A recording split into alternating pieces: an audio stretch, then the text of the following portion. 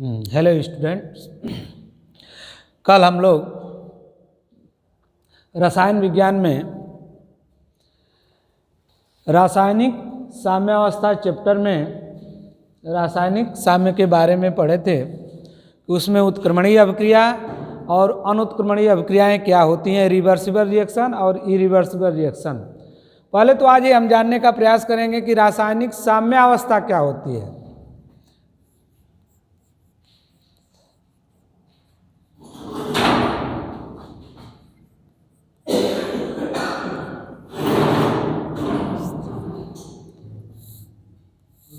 Chemical equilibrium, रासायनिक साम्यावस्था, जब किसी अभिक्रिया या अभिक्रिया की वह अवस्था जिसमें अग्र अभिक्रिया तथा विपरीत अभिक्रिया दोनों की दरें बराबर हो जाती हैं तो वह रासायनिक साम्य की स्थिति होती है। अभिक्रिया की वह अवस्था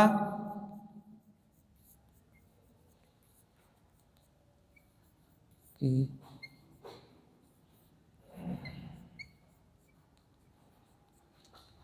जिसमें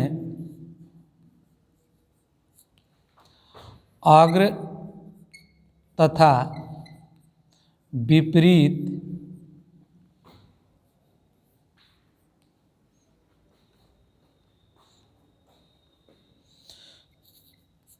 दोनों अभिक्रियाएं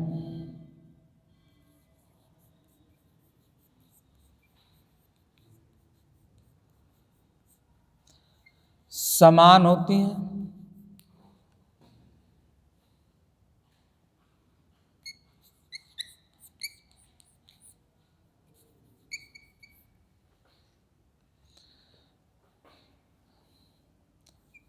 रासायनिक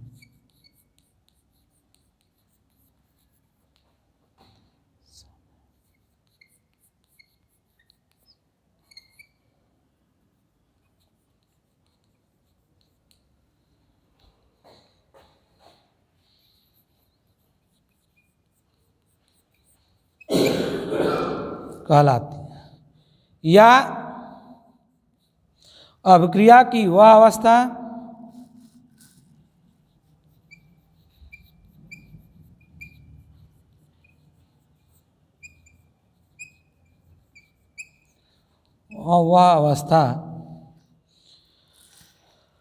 जिसमें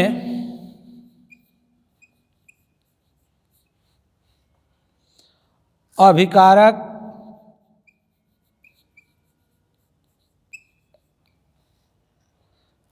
तथा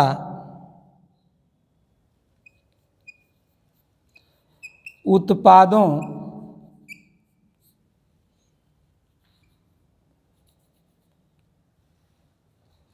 की मात्राएं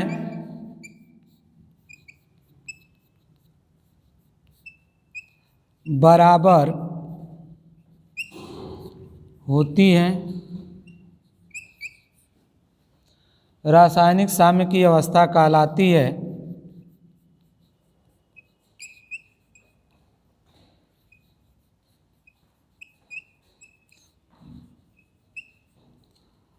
अवस्था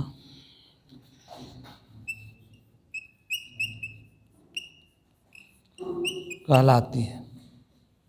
जैसे हाइड्रोजन आयोडीन के साथ क्रिया करके हाइड्रोजन आयोडाइड बनता है। तो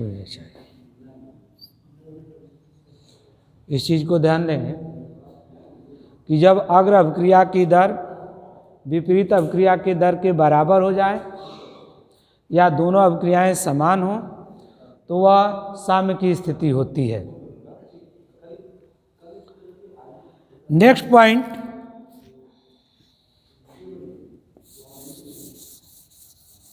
सक्रिय द्रव्यमान।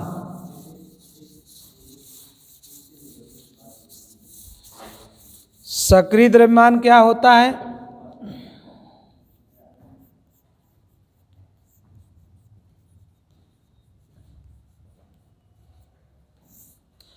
Active mass active mass. किसी भी पदार्थ की मोलर सांद्रता को हम उसका सक्रिय द्रव्यमान कहते हैं। किसी भी पदार्थ की मोलर सांद्रता को उसका सक्रिय द्रव्यमान कहते हैं और इसका मात्रक मोल प्रति लीटर होता है।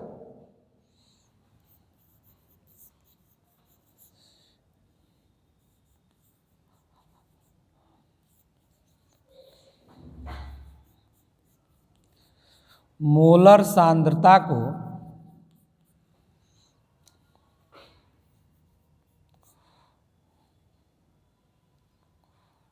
उसका सक्रिय द्रव्यमान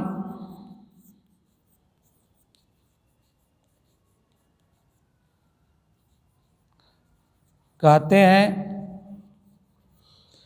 इसका मात्रक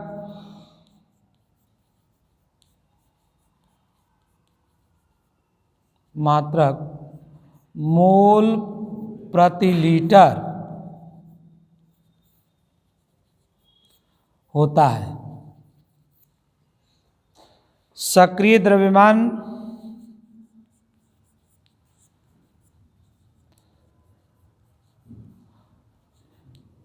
इक्वल मोलर सांद्रता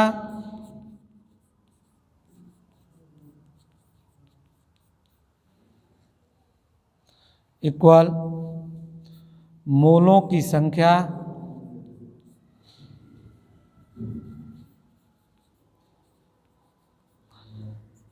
बटा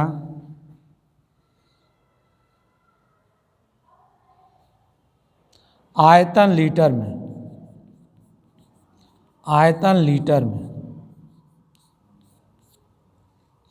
मोलों की संख्या को पदार्थ का भार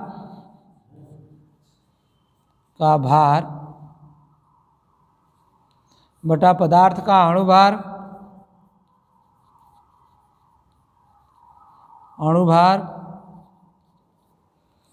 अपान आयतन लीटर में।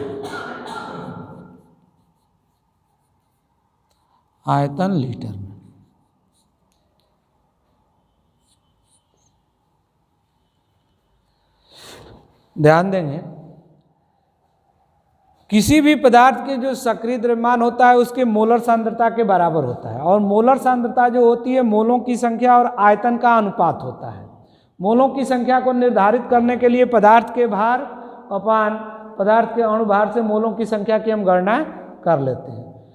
इसी बेस पर आधारित मुख्य पॉइंट जो है द्रव्य अनुपाती क्रिया का नियम है। इसको देखेंगे।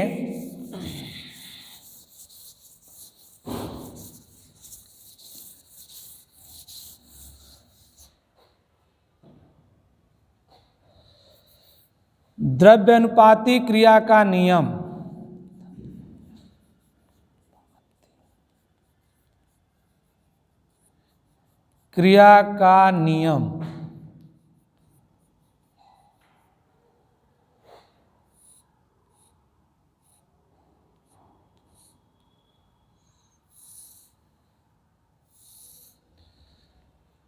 किसी पदार्थ के क्रिया करने की दर उसके सक्रिय द्रव्यमान के समानुपाती होती है तथा रासायनिक अभिक्रिया अभिकारकों के सक्रिय द्रव्यमान के गुणनफल के समानुपाती होती है। किसी पदार्थ के क्रिया करने की दर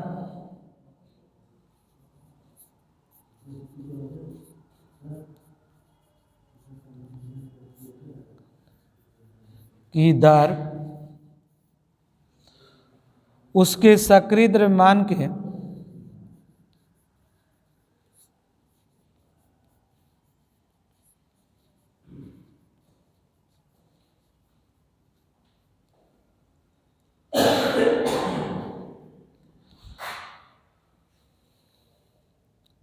समानुपाती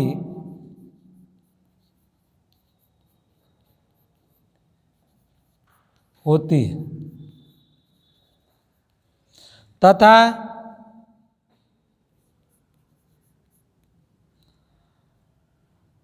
रासायनिक अभिक्रिया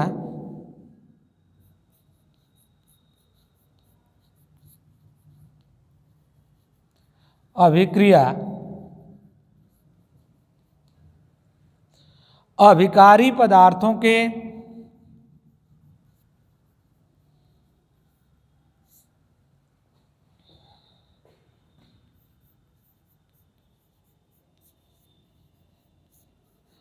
सक्रिय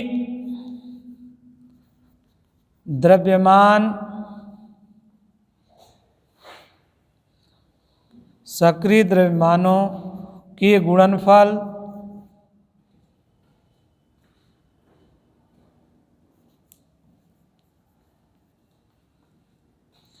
के समानुपाती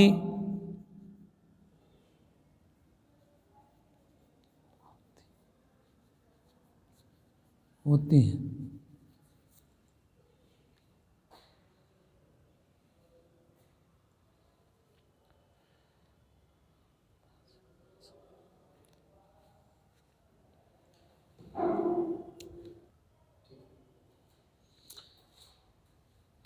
देखेंगे इस चीज को कि द्रव्यानुपाती क्रिया का नियम, लॉ ऑफ मास एक्शन, इसको बोलते हैं लॉ ऑफ मास एक्शन।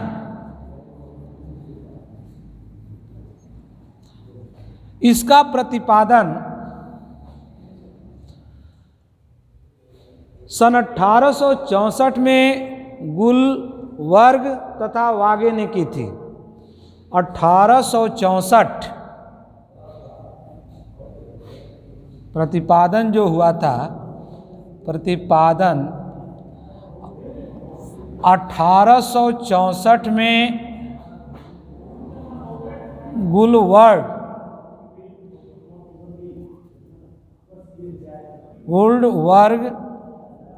तथा वागे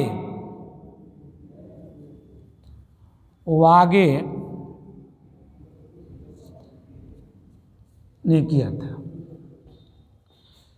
आपने देखा कि किसी पदार्थ के क्रिया करने की जो दर होती है उसके सक्रिय द्रव्यमानों के समानुपाती होती है, तथा रासायनिक अभिक्रिया की जो दर होती है अभिकारी पदार्थों के सक्रिय द्रव्यमानों के गुणनफल के समानुपाती होती है। मान लेते हैं कि एक रिएक्शन इस प्रकार है, माना कि एक अभिक्रिया इस प्रकार है, जैसे अभिकारक A और B है, गैसेस फॉर्म में है दोनों, और A C और D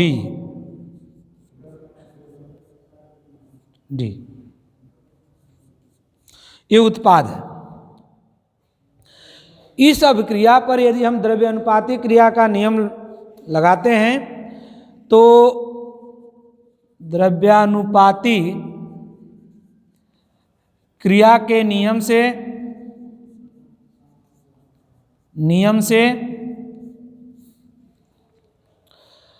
अग्र अभिक्रिया का वेग हम निकालेंगे, रेट ऑफ फॉरवर्ड रिएक्शन। अग्र अभिक्रिया के लिए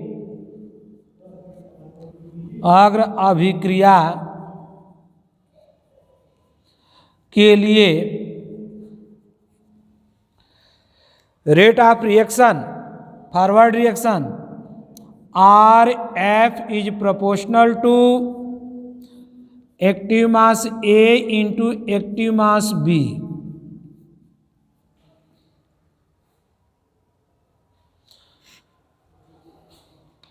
अब इस चीज को आगे हम बढ़ाते हैं।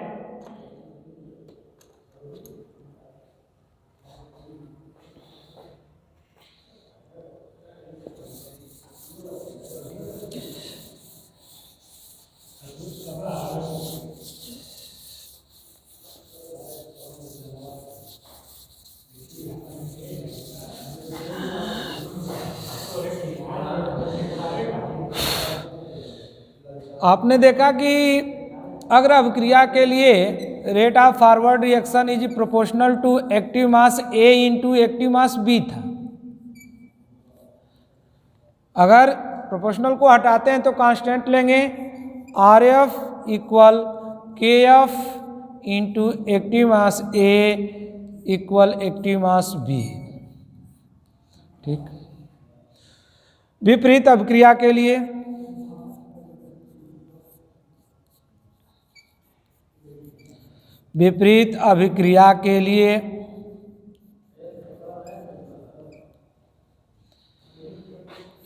Backward reaction R B rate of backward reaction is proportional to active mass C into active mass D.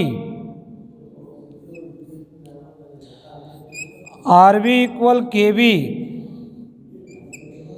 Equal active mass C into active mass D.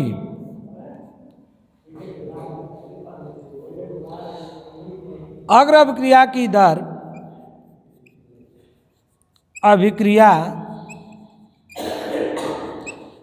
There equal विपरीत अभिक्रिया की दर, विपरीत या प्रति विपरीत अभिक्रिया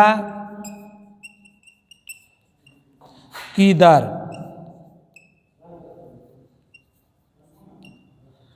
तो R F equal R V, इन मानों को रख देंगे। K F into active mass A into active mass B equal K B into active mass C into active mass D.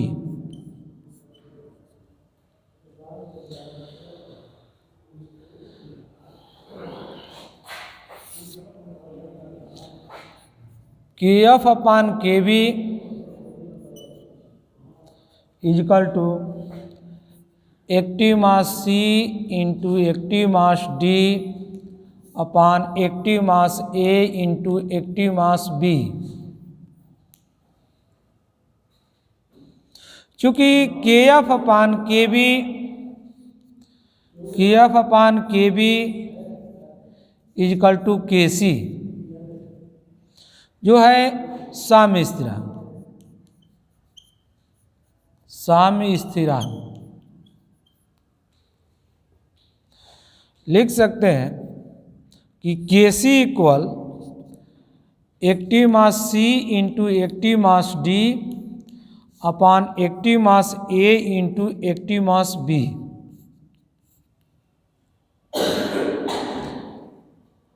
अर्थात यह हम कह सकते हैं कि अग्र अभिक्रिया के वेग स्थिरांक तथा विपरीत अभिक्रिया के वेग स्थिरांक के अनुपात को ही हम साम्य स्थिरांक कहते हैं। अर्थात के एफ अपान के बी, के एफ जो होता है अग्र अभिक्रिया का वेग स्थिरांक है और के बी जो होता है बैकवर्ड यानी विपरीत या प्रतिप अभिक्रिया का वेग स्थिरांक है। दोनों के अनुपात को ही हम के सी को साम्य स्थिरांक बोलते हैं। इस प्रकार से आज यहीं तक हम रहने देंगे।